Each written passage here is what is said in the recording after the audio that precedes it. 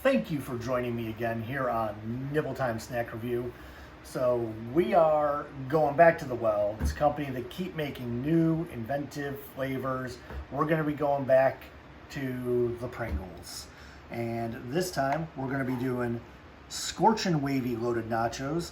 These are the wavy ones that they've released. They keep bringing out a lot of different flavors for the wavy. I am not a huge fan of the wavy ones. I just don't like the way the texture goes overall.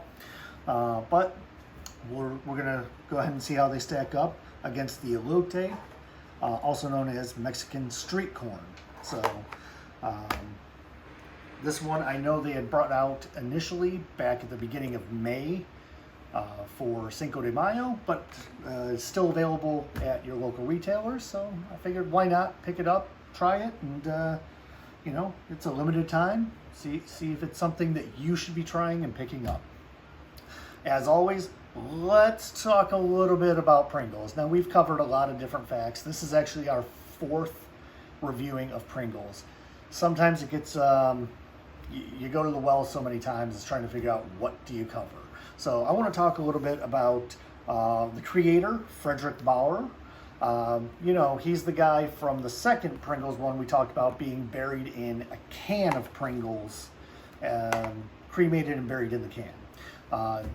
He's actually resting in a cemetery down in Cincinnati, Ohio.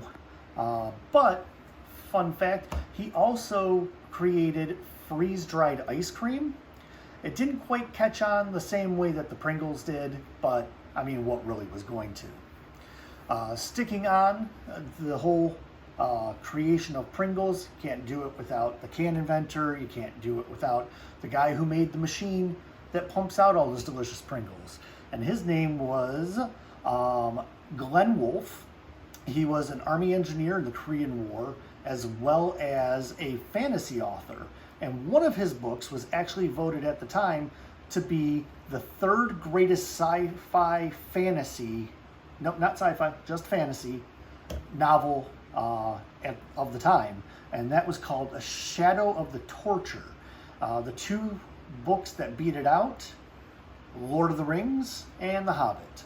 Thus the reason you have two trilogies of Lord of the Rings and The Hobbit. Hobbit didn't need three movies, one would have been fine. Lord of the Rings needed all three, great franchise. Haven't seen the Shadow of Torture movies, because I don't think they exist. But it's still in the top 33 of fantasy books, so if you want to check it out, Shadow of the Torture.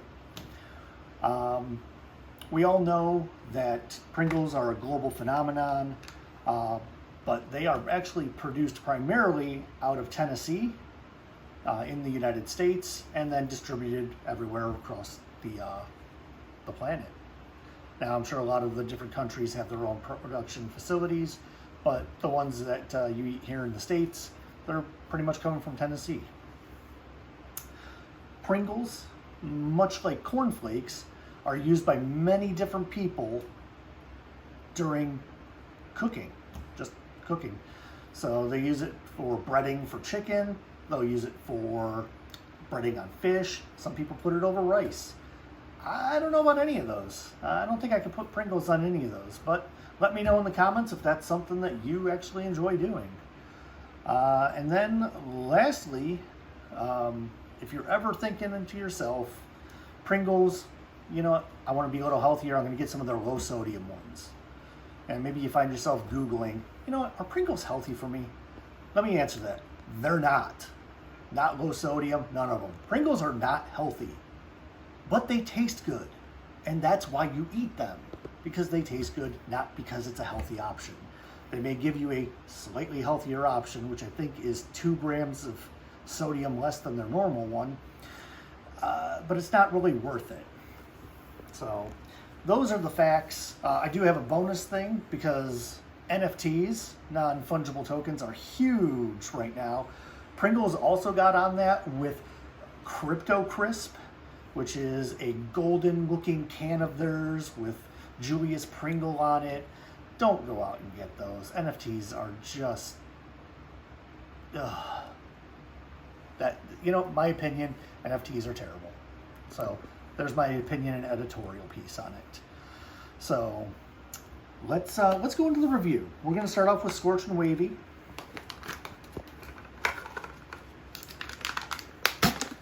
Scorched and Wavy loaded nachos. They actually smell spicy. That's good. Now, I'm wondering if these are going to be spicy like the Wendy's Pringles, the spicy chicken Pringles, which you need to bring back. Please, please, please. So let's find out.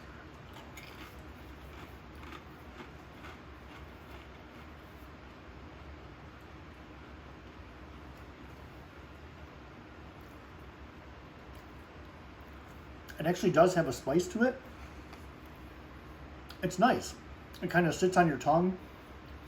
A little flavor in there. It's nice. Similar to the Wendy's ones, but not as good. Those Wendy's ones. I'm just going to say, if you ever find the Wendy's ones, just pick them up. You're going to be doing yourself a wonderful, wonderful treat. So, I'm going to kind of cleanse the palate for the Elote. Get a little bit of the heat off of it. It's got some different... I'm not getting the corn smell. The lime I am. That's what it is. Well, let's find out.